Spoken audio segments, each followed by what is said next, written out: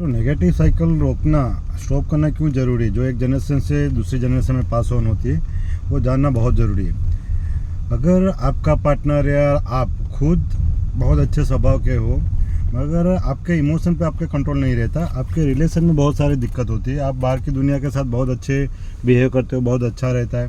मगर आप अपने पार्टनर के साथ, खास करके हम कह सकते हैं कि अपने पार्टनर के साथ हर छोटी छोटी बात में गुस्सा आ जाता है, आपको बुरा लग जाता है, आपको लगता है कि वो हमारी केयर नहीं करते, या तो आपको रिजेक्शन फील होता है, या तो कभी कभी ऐसा होता है कि एक लोनलीपन, अकेलापन फील होता है। अकेलापन,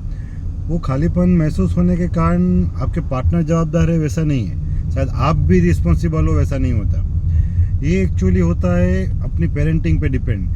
अपने पेरेंट्स के थ्रू अपने में जो इमोशन आए होते हैं, जो इमोशन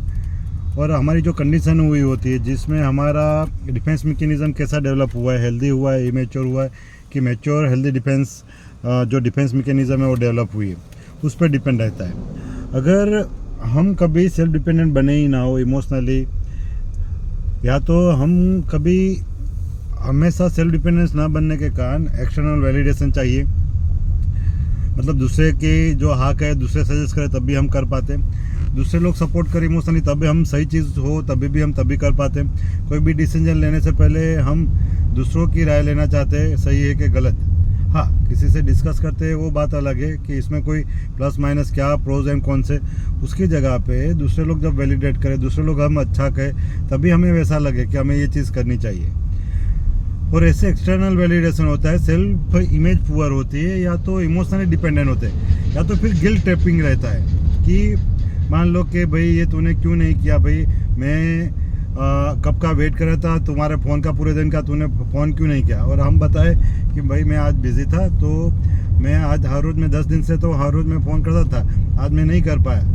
क्योंकि आज मैं बिज़ी था और मुझे दिक्कत भी थी।